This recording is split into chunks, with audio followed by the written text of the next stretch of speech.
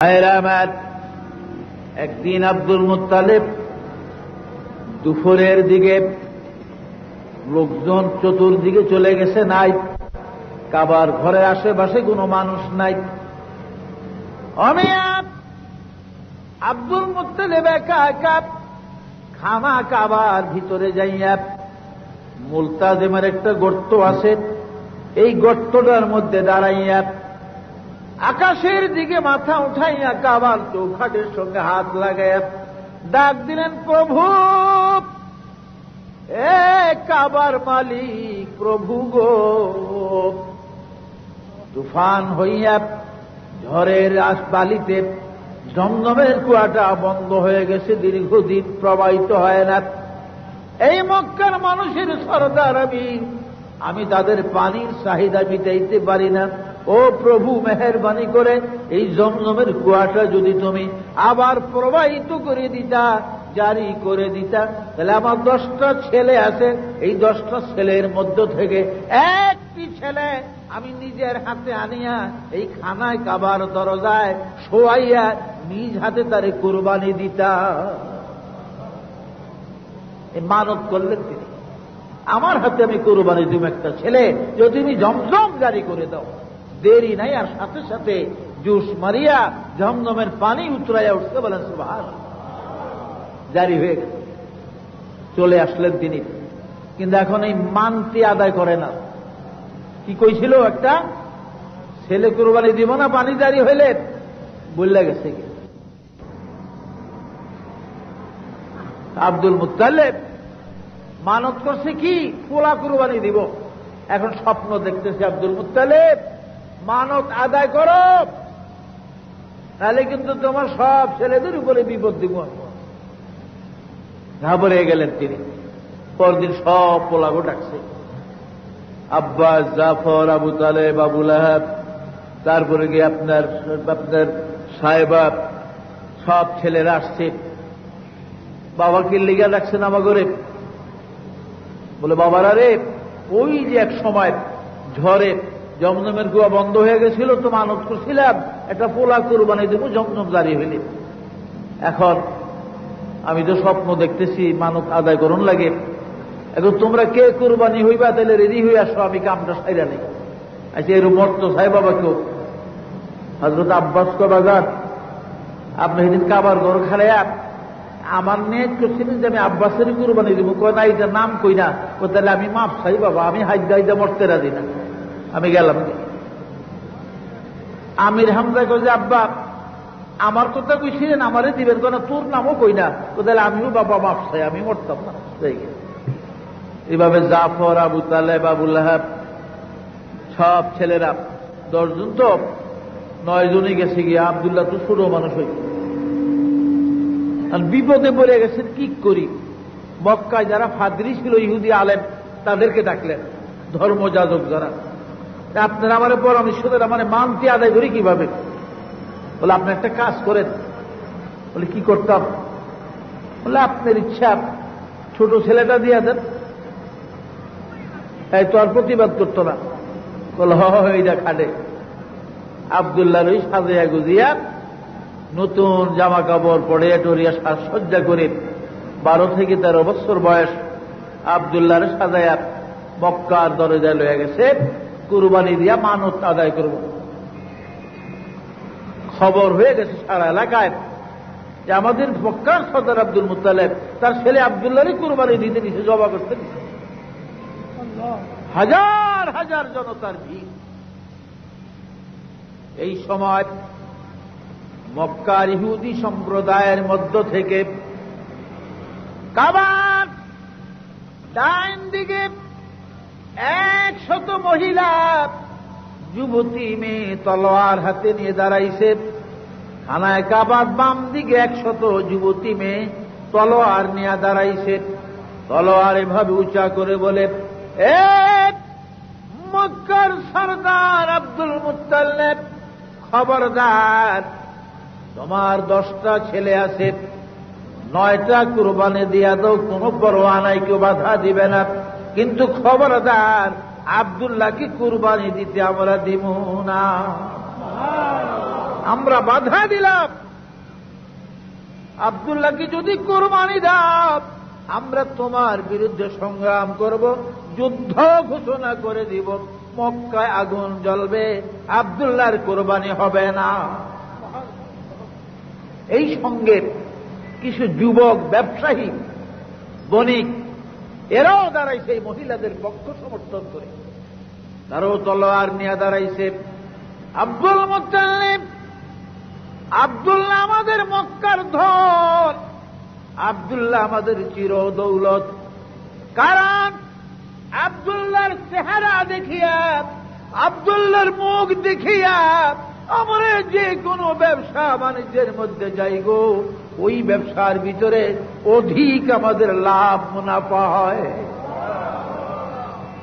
আব্দুল্লাহর কুরবানি দিতে আমরাও বাধা দিলাম, ইহুদি মেয়েদের পক্ষ অবলম্বন করে আমরা একত্রিত ঘোষণা করছি আব্দুল্লাহর কুরবানি হবে না। আব্দুল মুত্তালিব বিপদে পড়ে গেলেন, করি কি রে এখন? ইহুদি আলেমদেরকে ডাকলেন, আবার ফাদ্রিদেরকে, ফাদ্রিরা আপনার ফাদ্রিরা এবার বুদ্ধি দেন কি করি, এরা তো আমার বিরুদ্ধে দাঁড়াইছে। আপনি একটা কাজ করেন, কাগজের মধ্যে 10 বার আব্দুল্লাহর নাম লেখেন, আর 10টা উটের নাম একদিকে লেখেন, নাবালেগ বাচ্চা দিয়ে লটারি টানেন। লটারি প্রথম 10 বারে যদি আব্দুল্লাহর নাম আসে তাহলে আবার 10 বার করেন, দ্বিতীয় 10 বারে যদি আব্দুল্লাহর নাম আসে আবার 10 বার, এইবার 100 বার পর্যন্ত লটারি টানেন, দেখি কি হয়, পরে আমরা একটা বিবেচনা করব। এবার লটারির ব্যবস্থা, প্রথম 10 বার লটারি টানে আব্দুল্লাহর নাম আসলো, দ্বিতীয় 10 বার আব্দুল্লাহ নাম, তৃতীয় আব্দুল্লাহর নাম আসতে আসতে 99 বার লটারিতে আব্দুল্লাহর নাম আসে। 100 নম্বর লটারি টানার বাকি কয় আছে? আর 1 বাকি আছে। ঠিক এই মুহূর্তে ওই ইহুদি 200 যুবতী মেয়ে তলোয়ার নিয়ে দাঁড়িয়ে গেছে, যুবক বণিকরাও দাঁড়িয়েছে। আব্দুল মুত্তালিব লটারিতে আব্দুল্লাহর নাম 100 বার, 1000 বার, লাখো বার, কোটি কোটি বার যদি আসে গো আব্দুল মুত্তালিব, তবু আব্দুল্লাহকে কুরবানি দিতে আমরা দিব না। এইবার লটারি টানা হলো, আল্লাহর কুদরতে 100 নম্বরের কালে উটের নাম এসে যায়, আব্দুল্লাহর নাম আর আসে না। বলেন আলহামদুলিল্লাহ। 100 নম্বরে কি আসলো? উটের নাম আসলো।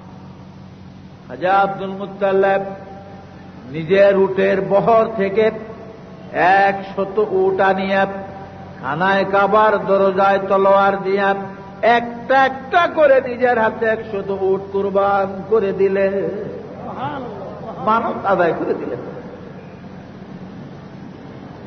ভাইরা আমার, ওই ইহুদি মেয়েরা কারা? এরা মরিয়ম নামে একটা মেয়ে ছিল, নওফেলের মেয়ে,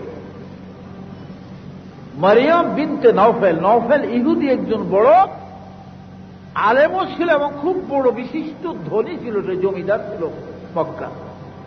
ইহুদি জমিদার নওফেলের মেয়ে ছিল মরিয়ম। এই মরিয়ম তার বাবার সাথে থাইকা তৌরিত, জবুর, ইনজিল পড়ে পড়ে সে মুহাম্মদী নূরের সন্ধান লাভ করেছিল। বলেন সুবহানাল্লাহ। সেটা কি?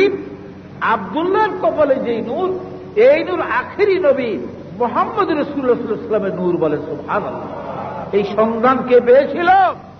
মরিয়ম, ইহুদি সর্দার জমিদার নওফেলের মেয়ে। তাই ওই যে 200 মেয়ে নিয়ে বাধা দিয়েছিল আব্দুল মুত্তালিবকে, মরিয়ম তাদের নেতৃত্ব দিয়েছিল। বলেন সুবহানাল্লাহ। আব্দুল্লাহর বয়স এখন 18 থেকে প্রায় 20 বছর। বিভিন্ন জায়গার থেকে বিবাহের পয়গাম আসে, বহু পয়গাম। একটু আব্দুল মুত্তালিব চিন্তায় পড়ে গেলেন, পোলা আমার একটা, বেবাকি দিত 6 মেয়ে। মাঝে মাঝে নওফলের মহল্লা দিয়া গেলে মরিয়ম কথাবার্তা বলে, আব্দুল্লাহ রে, আমি তোমাকে প্রাণ দিয়া ভালোবাসি, তুমি যদি সুযোগ হয় তোমার বাবার কাছে আমার কথা জানাইও। আমি জমিদার নওফলের একই মাত্র মেয়ে, ভাই বোন আর নাই, মা মরে গেছে অনেক দিন আগে। এই বাবার বিশাল সম্পদের মালিক আমি, তোমরা তো 10 ভাই, ভাগ করলে সম্পদ আর কি পাইবা। আব্দুল্লাহ রে, তোমাকে যদি তোমার বাবা যদি মেহেরবানি করেন আমাকে তোমার বধূ বানায়, তোমার বউ বানায় আনায়, আমার এই সম্পদ সব আমি তোমার কদমে ঢেলে দিব। আমার কথাটা তুমি বইল তোমার বাবা। আব্দুল্লাহ সত্য, কিন্তু কিছু বলতো টলতো। এদিকে নানান জায়গার থেকে বিবাহের পয়গাম আসতেছে আব্দুল মুত্তালিবের কাছে। তিনি একদিন অধীর হইয়া শেষ পর্যন্ত আব্দুল্লাহরে লইয়া মদিনায় চলে গেলেন। তখন তো মদিনা নাম ছিল না, নাম ছিল ইয়াসরিব।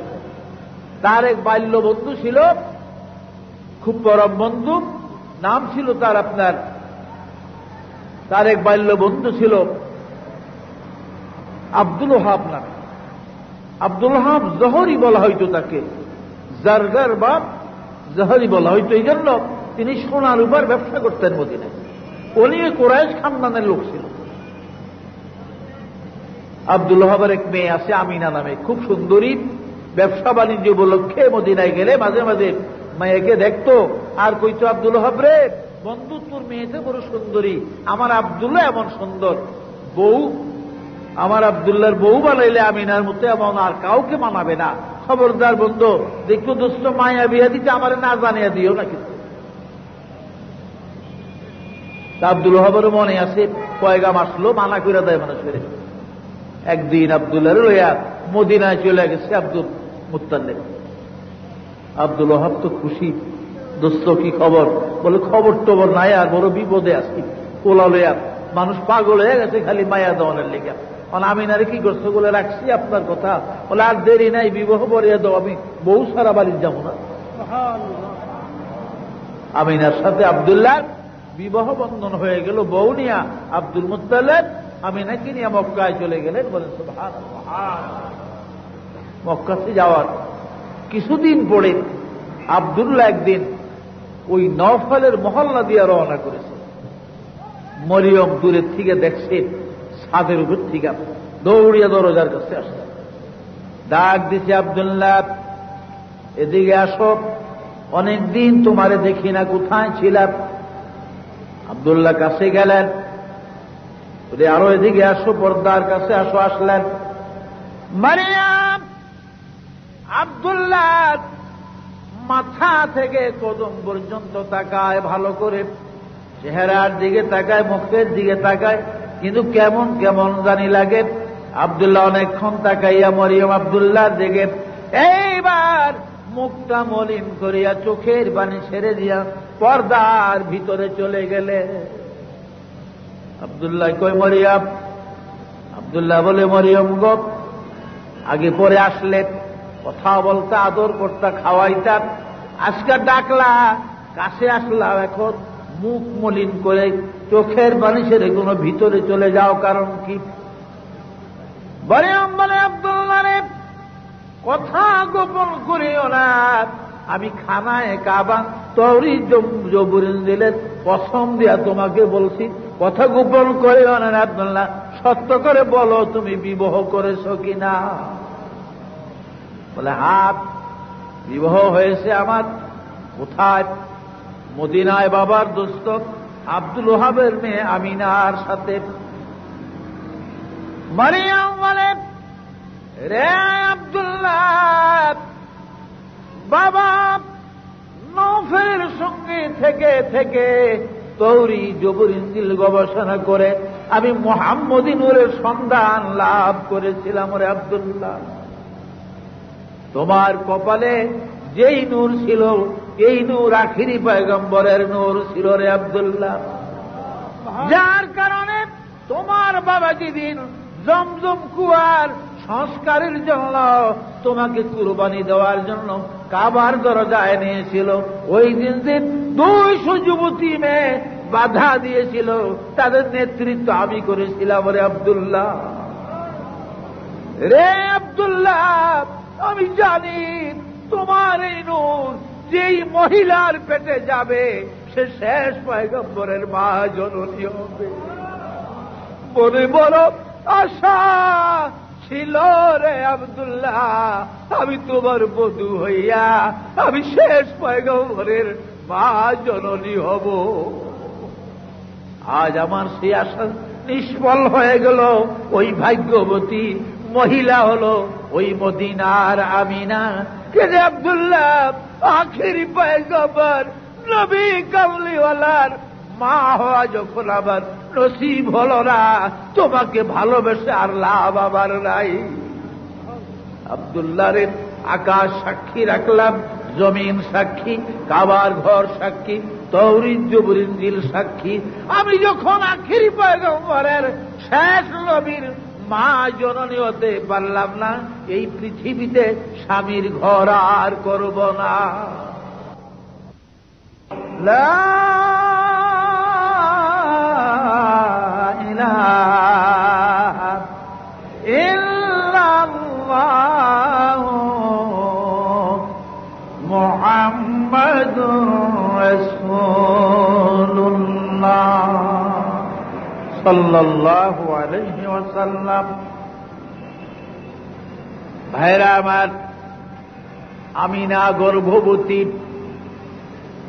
আমিনার পেটে আল্লাহর হাবিব এসে গেলেন। আমিনা হামেলা, বলেন সুবহানাল্লাহ। 1 মাস 2 মাস করে করে 10 মাসের ভিতরে এসে গেলেন।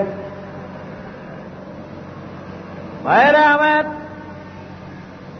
হযরত আমিনা বয়ান করেন মৌলুদে আরুসের মধ্যে লেখেন, রে পৃথিবীর মানুষেরা, আমার মুহাম্মদ সাল্লাল্লাহু আলাইহি ওয়াসাল্লাম যখন আমার পেটে আসে, প্রত্যেক আরবি মাসের 1ম তারিখে চাঁদের এক একজন নবী আমাকে এক একটা শুভ সংবাদ দিত। আমিনা গো, তুই সাবধান থাকিস গো আমিনা, তোর পেটের সন্তান আখেরি পয়গম্বর হবে। এইভাবে এক এক মাসে এক একজন নবী আমার শুভ সংবাদ দিত, আমিনা তোর সন্তান কিন্তু সমস্ত নবীদের সরদার হইয়া দুনিয়া আসতেছে। আমিনা বলেন, ও দুনিয়ার মানুষ, আমার মুহাম্মদকে পেটে লইয়া 30-40-70 হাত গভীর কুয়ায় পানি আনার জন্য আমি বালতি কলস নিয়ে যখন যাইতাম, আমি কুয়ার কিনারে আমার মুহাম্মদকে পেটে করিয়া দাঁড়াইবার সাথে সাথে কে যেন সাফা পাহাড়ের দিক থেকে একটা আওয়াজ দিত, জিব্রাইল, এ জিবরিল, তাড়াতাড়ি কুয়ার কিনারে যা, আমার বন্ধুর মা আমিনা কুয়ার পারে পানির জন্য এসেছে। আরে জিবরিল, যা, পালতি নিচে পালাইয়া পানি উঠাইতে আমিনা আর কষ্ট হবে। রে জিবরাইল, নিচের থেকে পানি ধাক্কা দিয়া কিনারে লাগাইয়া দে, আমিনার যেন পানি নিতে কষ্ট না হয়। মা আমিনা বলেন, ও পৃথিবীর মানুষেরা রে, আমি কুয়ার কিনারে যাওয়ার সাথে সাথে পানি ঢেউ মারিয়া পারে লাগিয়া যাইত। পুষ্কনির ঘাটে, নদীর ঘাটে যেমন মেয়েরা বালতি কলস ভরে পানি নাই, আমি এমন করে পানি নিতাম, আমার কোনোদিন কষ্ট হয় নাই। মা আমিনা বলেন, আমার মুহাম্মদকে পেটে করে আমি এদিক সেদিক আসা যাওয়ার পথে আকাশে দিয়া পাখির ঝাঁক যখন উড়ে যাইত, আমি নিজের কানে শুনতাম পাখিদের মধ্য থেকে পাখিদের সর্দার একটা ডেকে ডেকে বলে, রে পাখিরা, খবরদার, ওই দেখ আখিরি নবীর মা আমিনা আসতেছে, আল্লাহর বন্ধু কিন্তু আমিনার পেটে। এরে আমিনার মাথার উপরে দিয়া উড়িস না, বেয়াদবি হবে আল্লাহর হাবিবের সঙ্গে। আমিনা বলেন, জীবনে কোনদিন একটা পাখি আমার মাথার উপর দিয়ে উড়ে যায় না। আমিনা বলেন, ও দুনিয়ার মানুষ গো, পাখিরা পর্যন্ত আমাকে সালাম জানাইতো। একটা গাছের কাছে দিও আমি অতিক্রম করলে গাছের থেকে আওয়াজ আসতো, আল্লাহর বন্ধুর মা আমিনা গো, তোমারই জানাই গো লাখো কোটি সালাম। এভাবে সালাম আসতো আমার দিকে। বলেন সুবহানাল্লাহ। 12ই রবিউল আউয়াল এসে গেল, আখেরি পয়গম্বর পৃথিবীর জমিনে আসবেন। আব্দুল মুত্তালিব এই সময় তিনি একটু আর্থিক কিছু সংকটের ভিতরে ছিলেন, অবস্থা তত ভালো ছিল না। আর হুজুর সাল্লাল্লাহু আলাইহি ওয়াসাল্লামের বয়স মায়ের পেটে যখন 6 মাস পর্যন্ত, বুখারীতে 2 মাসের কথা কিন্তু উল্লেখ আছে। যাই হোক, 6 মাসের কথাই উল্লেখ আছে। হুজুর সাল্লাল্লাহু আলাইহি ওয়াসাল্লামের পিতা আব্দুল্লাহ তিজারতে যাইয়া মুলক শামে আসার পথে মদিনায় তিনি ইন্তেকাল করলেন। আর মদিনাতে হযরত আব্দুল্লাহর কি কবর, নবীজির বাবার। তিনি মায়ের পেটে কি হইলেন? এতিম হয়ে গেলেন। বলেন সুবহানাল্লাহ। ও দুনিয়ার মানুষ, আমার রাসূল এমন এতিম ছিল রে, পৃথিবীর কোন মক্তব মাদ্রাসার খাতার মধ্যে দপ্তরে আমার নবীর নাম ছিল না। অর্থাৎ তিনি উম্মি, লেখাপড়া শিক্ষার জন্য স্কুলে খাতায় মানুষের নাম লেখে ভর্তি হয়। আমার রাসূলকে স্কুলে মক্তবে ভর্তি করার করে লেখাপড়া শিখাইবার কেউ ছিল না। এই জন্য তেমে মোহাম্মদ কেনাদার বজোশ কুতুব খানায় আজ চান্দে মিল্লাত বসাত। পৃথিবীর কোন মক্তব, স্কুল, কলেজের দপ্তরে আমার রাসূলের নাম ছিল না। এমন এতিম আসতেছেন মায়ের উদর থেকে। গভীর রাত্র, আমিনার ঘরে 2 জন খাদেমা দিলেন আব্দুল মুত্তালিব, 2 জন দাসী নিযুক্ত করলেন। একজন আব্দুল মুত্তালিবের নিজস্ব দাসী উম্মে আয়মানকে দিলেন, আরেকজন আবু লাহাবের দাসী সুয়াইবিয়ারে দিলেন। বললেন, সুয়াইবিয়া গো, তুই ভিতরও যাবি, বাহিরও আসিয়া খবর জানাবি। আর উম্মে আয়মান রেগুলার ভিতরে থাকবে।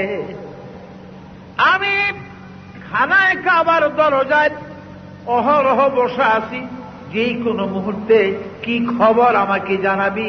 আমি এখানে অপেক্ষা করতেছি কাবার কিনারায়। একটা তলোয়ার হাতে নিয়ে, আরবদের দস্তুর তারা তলোয়ার নিয়ে থাকা, যেহেতু তখন জাহিলিয়াতের যুগ ছিল। অন্ধকারের মধ্যে 2 জনের দেখা হইলে তলোয়ারবাজি শুরু হয়ে যেত ভোর হওয়া পর্যন্ত। এর মধ্যে একজন হয়তো মরিয়া যাইত, আরেকজন বাস্তবে 2 জন মরত। সকালবেলা দেখা যেত যে বাপে হুতেই করছে রাত বইরা লড়াই আন্দারের মধ্যে, আপন ভাইয়ে ভাইয়ে। এই জন্য পৃথিবীতে শেষ পর্যন্ত নবীজিও চিন্তা করতেন রাত্রে কি অবস্থা, তখন সালামের ব্যবস্থা আছে। বলেন সুবহানাল্লাহ। সালাম দাও, সালাম দিলে মুসলমান হইলে ওয়ালাইকুম সালাম বলবে, আর মুসলমান হইলে আসসালামু আলাইকুম বলবে। আর নাইলে অন্য কাফের মুশরিক হইলে হ্যাঁ কি বলে, আসসালামু আলাইকুম কইব, তোর উপর ধ্বংস হোক হালাকে কইব শব্দ। এই সালামের প্রথা আছে, এগুলি আবার বিস্তারিত বুঝাইতে অনেক সময়ের দরকার। ভাইরা আমার, আব্দুল মুত্তালিব তলোয়ার হাতে কাবার ঘর, কাবার দেওয়াল হেলান দিয়ে বসে আছে, আর কান রাখছে আমিনার হুজরার দিকে। বলে সুবহানাল্লাহ। গভীর রাত্র, হঠাৎ আব্দুল মুত্তালিব দাঁড়াইয়া গেলেন। তিনি এবার দাঁড়াইয়া তলোয়ারটা হাতে লইয়া একটা দৌড় দিলেন আমিনার ঘরের দিকে। আমিনার ঘরের দরজায় যায় দাসী উম্মে আয়মানকে ডাক দিলেন, এ দাসী উম্মে আয়মান গো, তাড়াতাড়ি দরজাটা খুলে দে, দরজা খোল ঘরের। আর আমার আব্দুল্লাহর এতিম সন্তান আমিনার দুলাল ওই মোহাম্মদকে আমার কোলে দে, মোহাম্মদকে দে আমার কোলে। উম্মে আয়মানকে, আপনার কি মাথা খারাপ নাকি? আপনি কি পাগল? বলে কি বলো? এখনো তো আমিনার সন্তান দুনিয়া আসে নাই, আমিন এখনো তো সুতিকা ঘরে, ব্যথা চলতেছে প্রসবের। কয় না দাসী, আমি কাবার দরজায় বসা, হঠাৎ আমি শুনি গো কারা জানি আসমানের দরজাগুলা খুলিয়া দিতেছে। আর সাথে সাথে আমি দাঁড়াইয়া গেলাম, আমি আকাশের দিকে নজর করে দেখি গো একদল মহিলা পাখির মতো সবুজ পোশাকে উড়িয়া উড়িয়া এক একটা নূরের বাতি তাদের সামনে আমার মা আমিনার ঘরের দিকে আসতেছে। আর তারা একজন আরেকজনকে ডাকে, আয় গো হাওয়া, আয় গো আসিয়া, আয় গো মারিয়াম, আয় গো আয়, আমরা মক্কা নগরীতে যাই গো, আমিনার ঘরে আয়, আল্লাহর হাবিব আখিরি পয়গম্বর মুহাম্মদুর রাসূলুল্লাহ দুনিয়ায় আসবে, চল আমরা আমিনার খেদমতে যাই। এই দাসী আকাশী মহিলাদের কাছে আমি শব্দ শুনছি, আমি আসিয়ার নাম শুনছি, মরিয়মের নাম শুনছি, হাওয়ার নাম শুনছি, আমি রাহিমার নাম শুনছি, দে তাড়াতাড়ি দরজা খোল, দরজা খোল, মোহাম্মদরে আমার বুকে দে। আমার আব্দুল্লাহ নাই গো, সাপের পানি দিয়ে যায়, মদিনায় আব্দুল্লাহ মারা যায়, কবর আব্দুল্লাহর মদিনায়।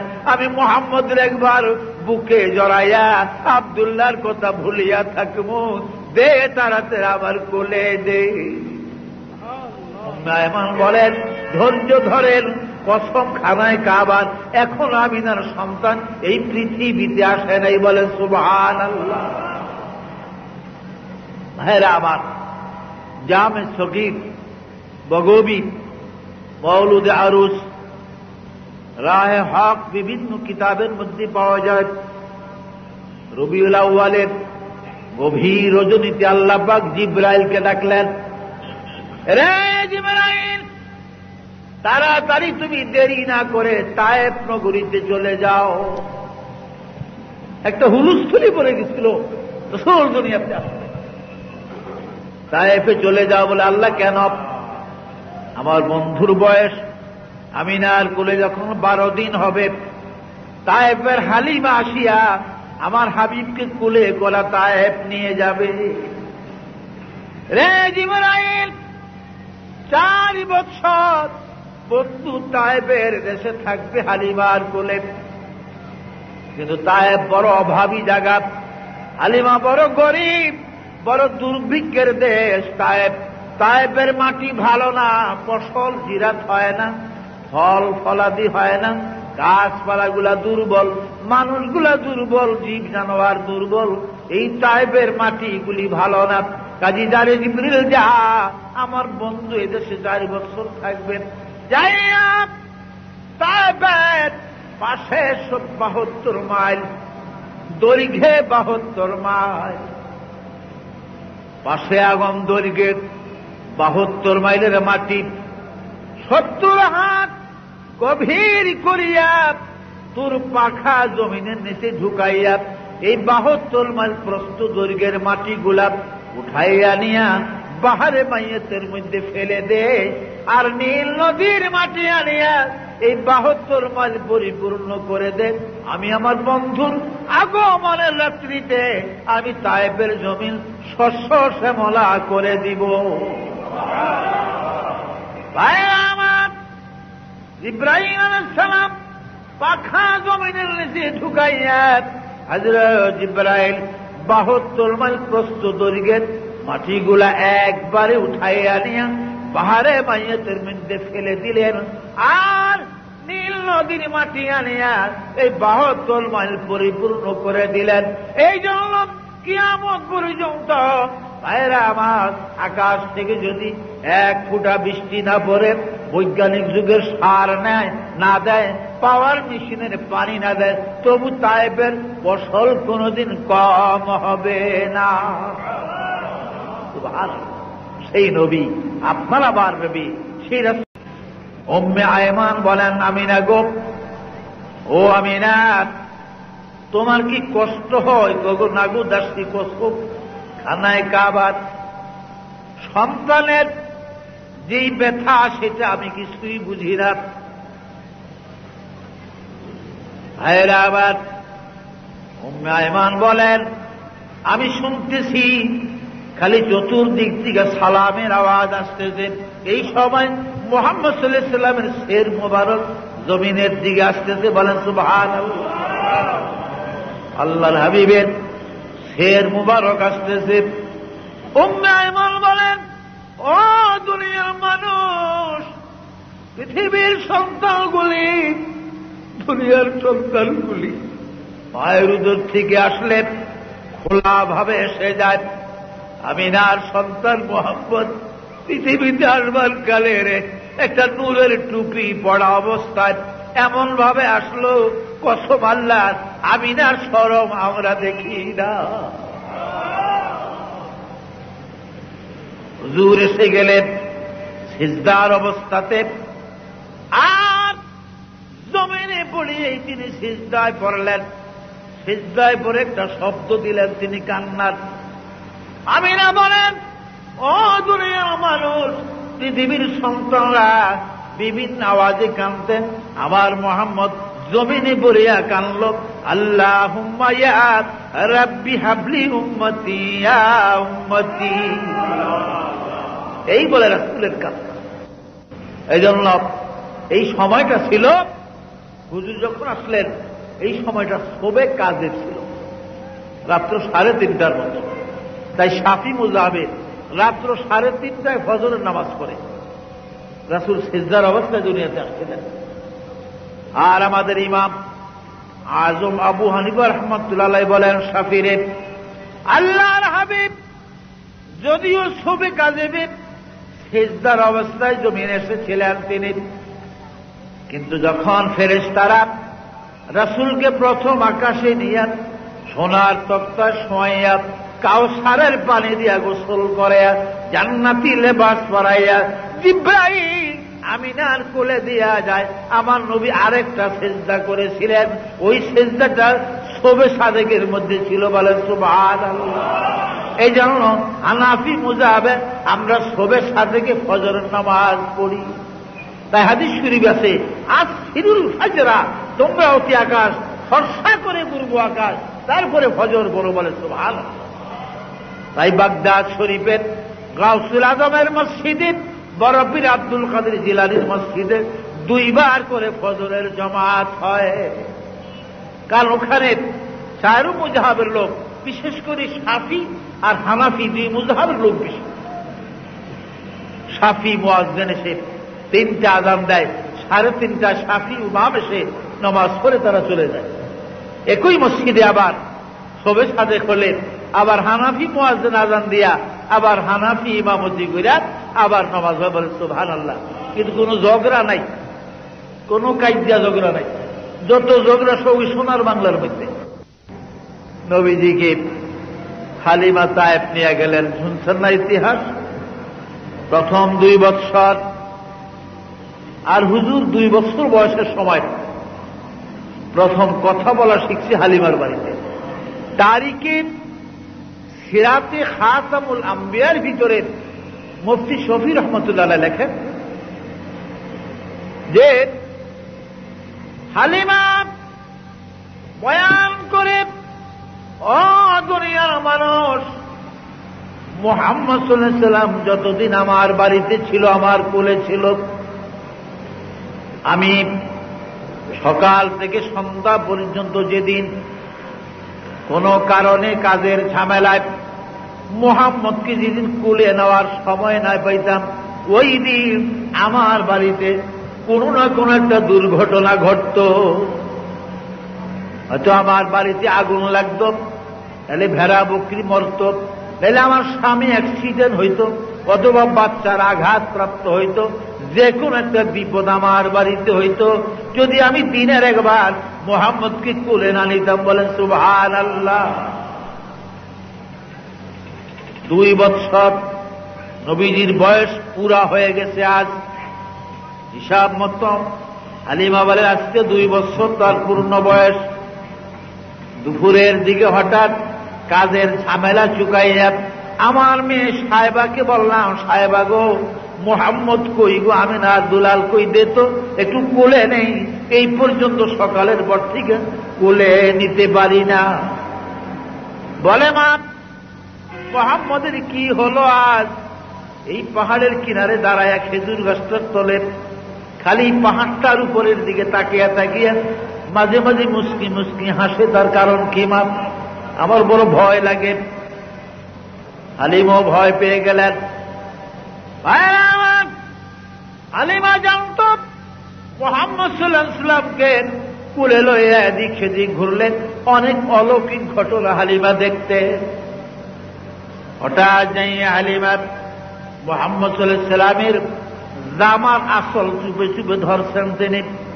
বলে আমি মুহাম্মদের জামার কোনা ধরিয়া যখন দাঁড়াইছি চুপ করিয়া, আমি দেখি ওই পাহাড়ের কিনারায় শূন্যের উপরে সোনার তক্তার মধ্যে এক যুবক বসা, সবুজ পাগড়ি পরিধানে।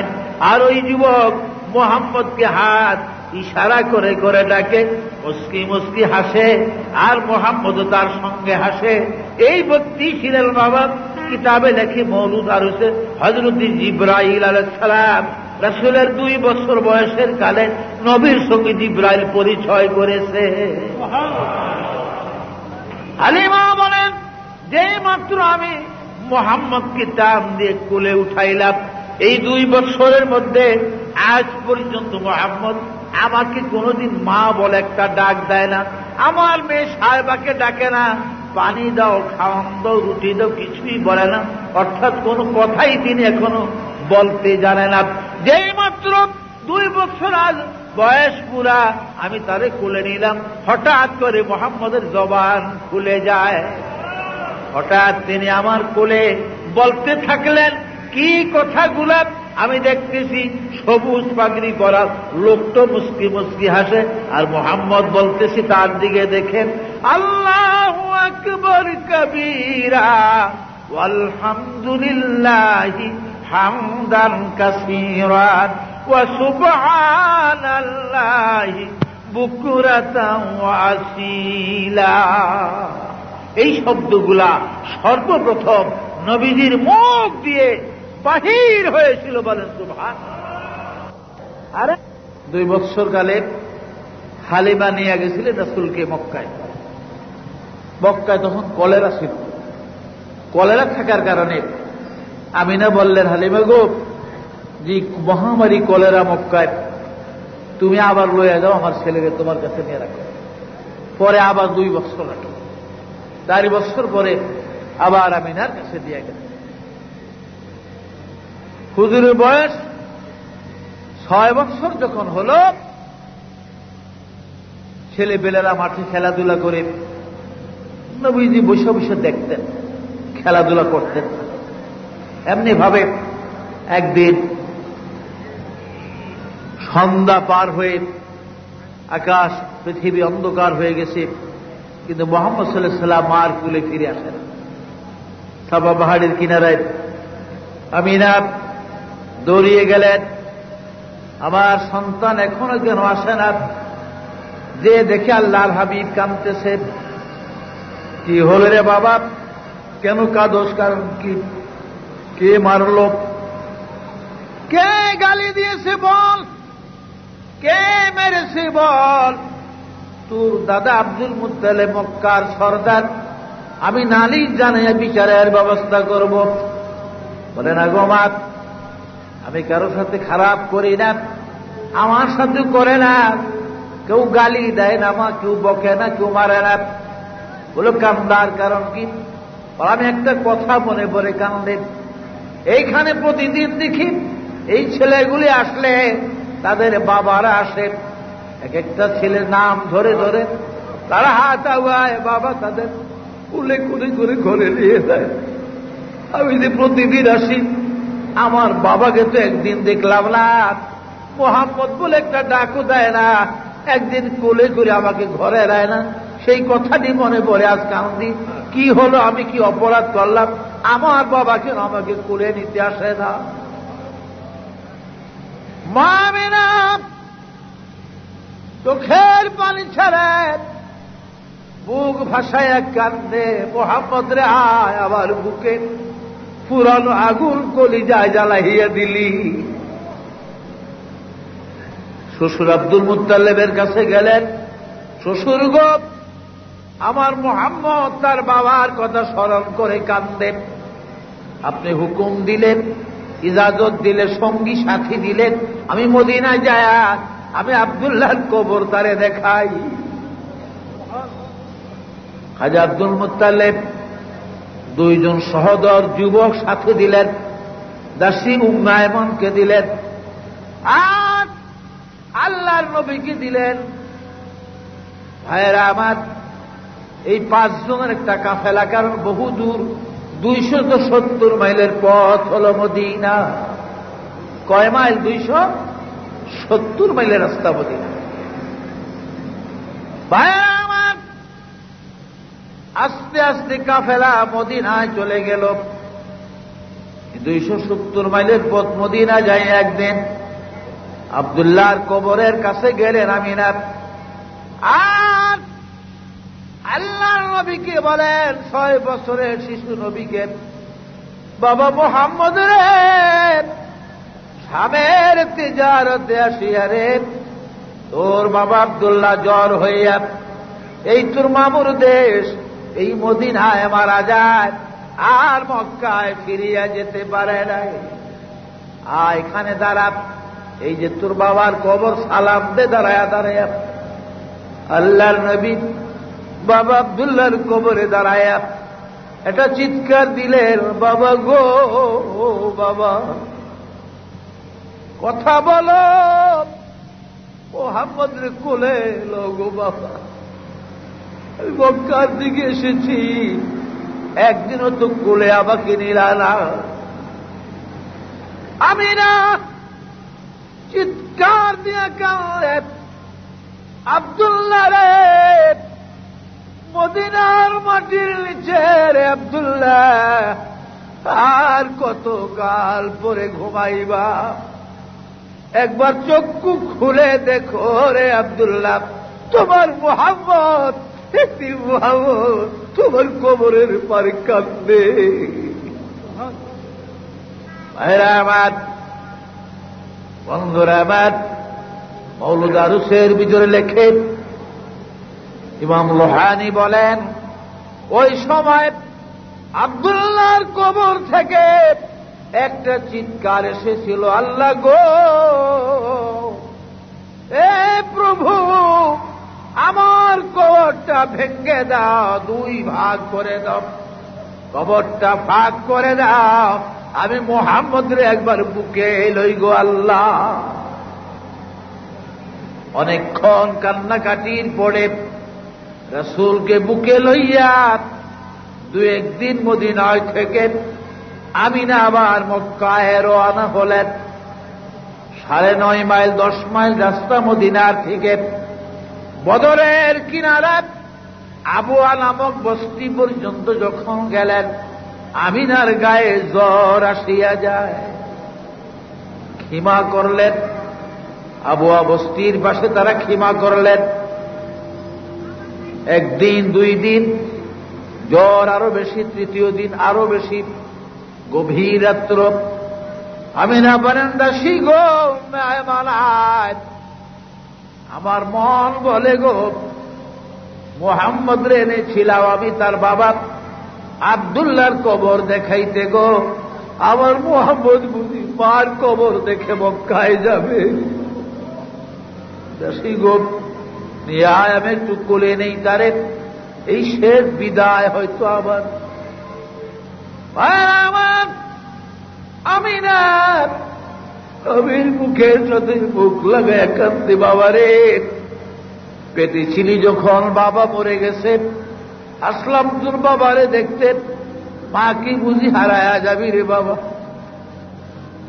কাঁদতে কাঁদতে আমিনা চির বিদায় হয়ে গেলেন। ইন্না লিল্লাহি ওয়া ইন্না ইলাইহি রাজিউন। মদিনায় খবর দিয়া 2 দিন তারা অবস্থান করে আমিনাকে আবহাওয়ার মধ্যে কবর দিয়া ওই 2 যুবক উম্মে আয়মান সব রাসূলকে নিয়ে মক্কায় রওনা হলে। আব্দুল মুত্তালিব এদিকে খালি হাহুতাস করতেছেন, কি হইল, কাফেলা কেন আসে না, দেরি কেন হইতেছে ওদের। হঠাৎ একদিন ভাইয়েরা আমার শেষ বেলার দিকে মনে হয় বহু দূর একটা কাফেলা দেখা যায়। আরো নিকটবর্তী হলে ছাদের উপরে দাঁড়াইয়া আব্দুল মুত্তালিব একটা চিৎকার দিলেন, কোথায় রে আব্বাস, জাফর, আবু তালেব, কোথায় রে আবু লাহাব, তাড়াতাড়ি আয় রে, আমার কপাল আবারও পুড়ে গেছে, আমার কপাল আবারও ভেঙ্গে গেছে রে। ওই দেখ মদিনার কাফেলা ফিরত এসেছে রে, এই কাফেলায় আমার মা আমিনারে দেখা যায় না।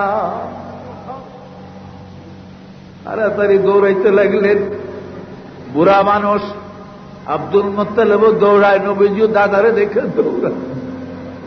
দৌড়ায় শুয়ে দাদার গলায় জড়ায় কান্দে, দাদা গো, বাবারে দেখতে যায় গো মদিনায়, বাবা বদরের কাছে রাস্তায় পারে রাইখা আসছি। বহু কাঁদা কাঁদলেন। সংক্ষেপ কত ভাইয়েরা আমার, 2 বৎসর আর অতিক্রম করে 8 বৎসর আমার নবীজির বয়স। এবার আব্দুল মুত্তালিবের বিদায়ের পালা। আব্দুল মুত্তালিবের বিদায়ের পালা এসে গেছে। 9 ছেলে সব ডাকলেন। ছেলেরা আসলো, বাবা কি? বলে, বাবা রে, আমি তো বিদায় হয়ে যেতেছি, কিন্তু আমার মুহাম্মদের তো কেউ নাই আপনজন, কার কাছে তারে দিয়া যায়, কে লালন পালন করবে, কে তার দুঃখ বুঝবে? আব্বাস বলে, আমাকে দেন, আমি তার লালন পালন করি। আরে আব্বাস, তোর সংসার অনেক বড়, ছেলে মেয়ে অনেক বেশি, এই ভারী সংসারে তোর ঘরে যদি দেই, অভাবী সংসার, তোর অবস্থা তত ভালো না, আমার মুহাম্মদের কষ্ট হবে। জাফর বলেন, আমার কাছে দেন, আমি লালন পালন করি। বলেন, আরে জাফর, তুই তো সারা বছর বিদেশে থাকস, ব্যবসা বাণিজ্য নিয়ে, মুহাম্মদের দেখাশোনা কে করবে? কষ্ট হবে, আমি তোর কাছেও দিব না। আমির হামজা বলেন, বাবা আমারে দে। হামজা রে, তুই নিঃসন্তান, তোর সন্তান নাই রে হামজা। তার কারণ যাদের সন্তান নাই তারা সন্তানের মায়া জানে না। আবু লাহাবকে আমারে দেন। তুই হইছ অর্ধেক জঙ্গলি, তোর স্ত্রী পুরা জঙ্গলি, আচার ব্যবহার বড় খারাপ, মারধর করবে, আমি তোর কাছেও দিতে রাজি না রে ওহাব। আবু লাহাব এক ব্যাগে 8 জন বিদায় করছে, কেউ কারো কাছে দিতে রাজি না। রাগ হইয়া সবাই যায়, ঠিক আছে আপনি ফালেন আপনার নাতি লইয়া, কারোরই পছন্দ হইল না, এর এই দোষ, এর ওই দোষ। রইছে খালি আবু তালেব, আপাতত সবার ছোট আবু তালেব। আবু তালেবকে আব্বা করলেন কি? বড় ভাইয়েরও দিলেন না, দ্বিতীয় ভাই কারোরই দিলেন না, তো আপনি করবেন কেমন? ডাকলেন কি লিগে? আপনি আমারে দিবেননি? আমি তো গরিব মানুষ। আব্দুল মুত্তালিব একটা চিৎকার দিলেন, রে আবু তালেব, আমি তো অপেক্ষা করতেছি তোর জন্য, আমি তোর জন্য অপেক্ষা করতেছি। তুই কখন আসিয়া আমার মুহাম্মদকে দাবি করবি? তোর কাছে দেওয়াই তো আমার মনের বাসনা, কারণ আমি জানি আমার মুহাম্মদ তোর কাছে থাকলে চির শান্তিতে থাকবে। বলেন সুবহানাল্লাহ। আবু তালেবের হাতে দিয়া দিলেন রাসূল পাককে। আব্দুল মুত্তালিব বিদায় হয়ে গেলেন। 8 বছর নবীজির বয়স, 4 বছর আর অতিক্রম করে হুজুরের বয়স 12 বছর। আবু তালেব কোন ব্যবসা বাণিজ্য এখন আর করে না বেশি, রাসূলকে রেখে কোথাও যায় না। আর্থিক সংকট অনেকটা হয়ে গেল, তার একটু অভাবের ভিতরে সে গেলেন।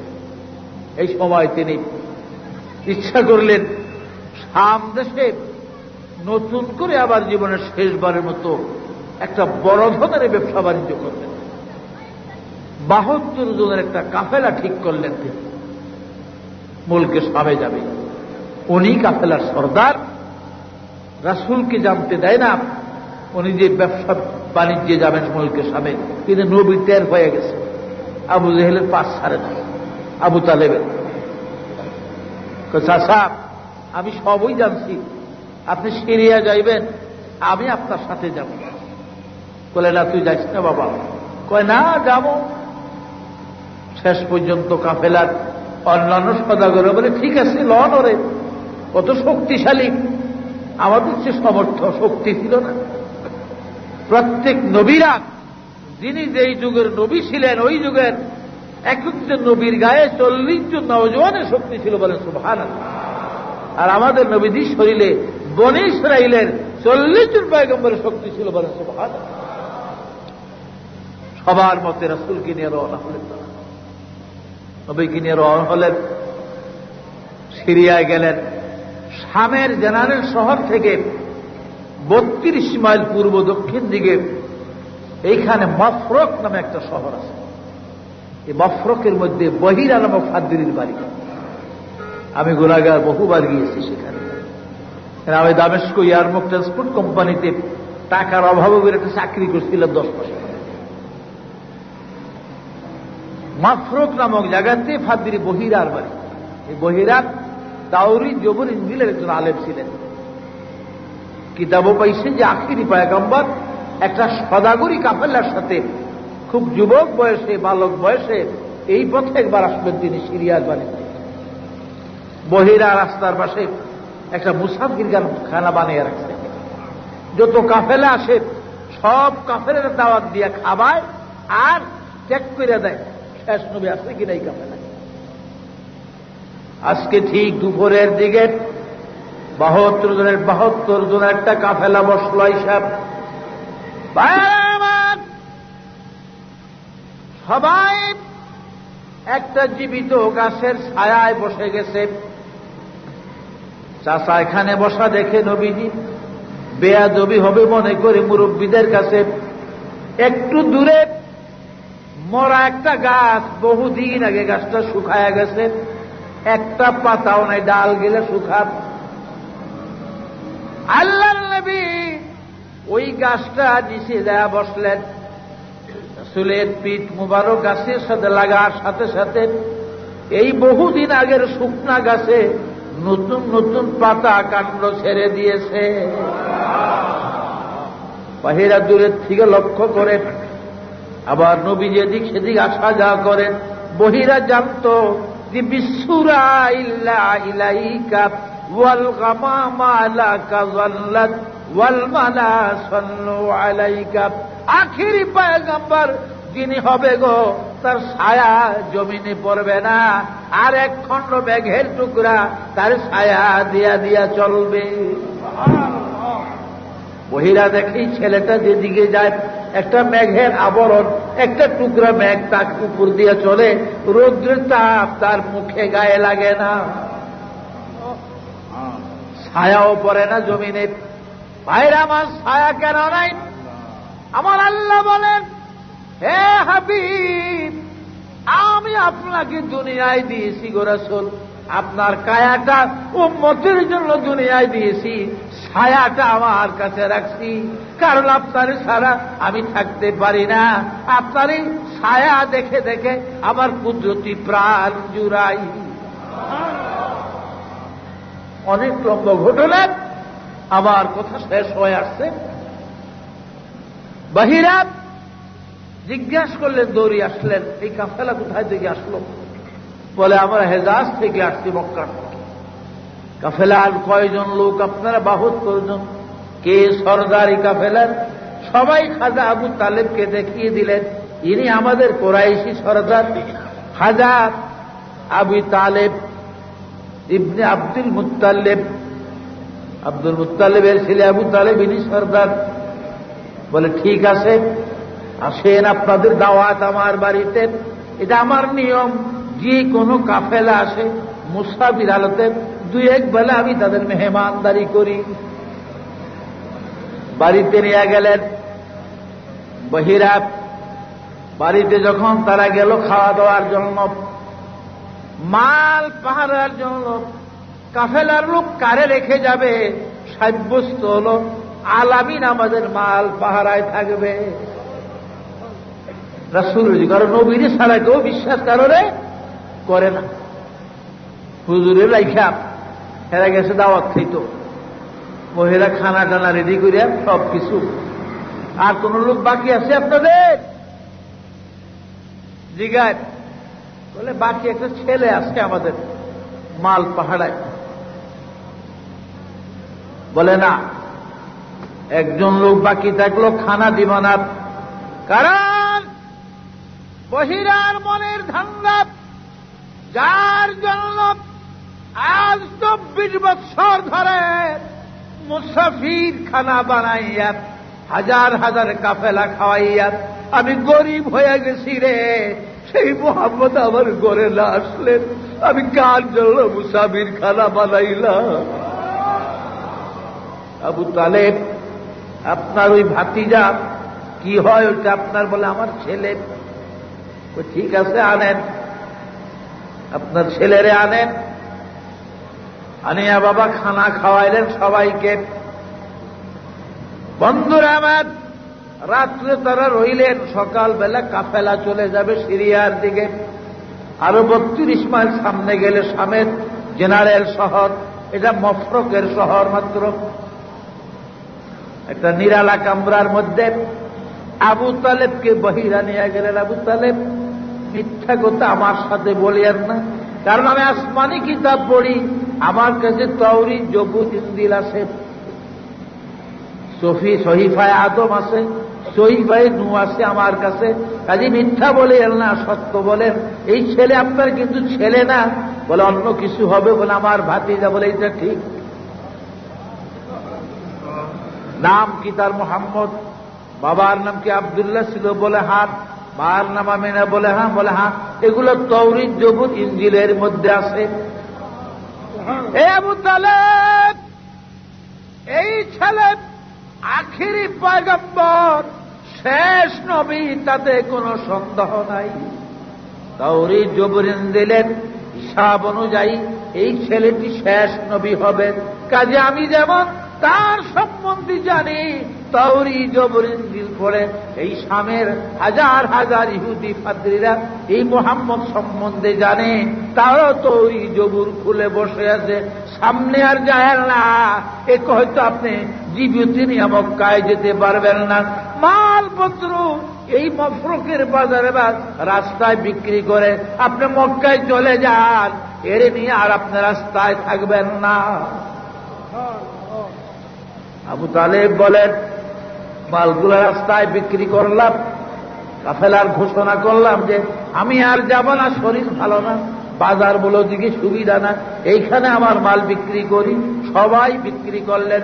আবু তালেব বলেন, জীবনে বহুবার ব্যবসা বাণিজ্য করেছি, আমার ভাতিজা আল্লাহর নবী মুহাম্মদকে লইয়া শামের যে শেষ তেজারতে যেই মালগুলা মেইন শহরে নিতে পারি নাই, কেন্দ্রে নিতে পারি নাই, মফস্বল শহর মফরুকে বিক্রি করেছি। কসম তাওরীত, জবুর, খানায় কাবা, আল্লাহর কসম, ওই দিনের মতন মুনাফা জীবনে কোনদিন হয় নাই। কাফেলা চলে যেতেছে, কাফেলা বিদায় হইয়া যেতেছে। ভাইরা আমার, এদিকে বহিরা ফাতিরি দাঁড়াইয়া রইলেন, তিনি চলে যেতেছেন। 9 ক্রোশ 18 মাইল পর্যন্ত রাস্তা, মফরকে বহিরার বাড়ির থেকে জাবালা নামে একটা পাহাড় পর্যন্ত আসলেন তিনি।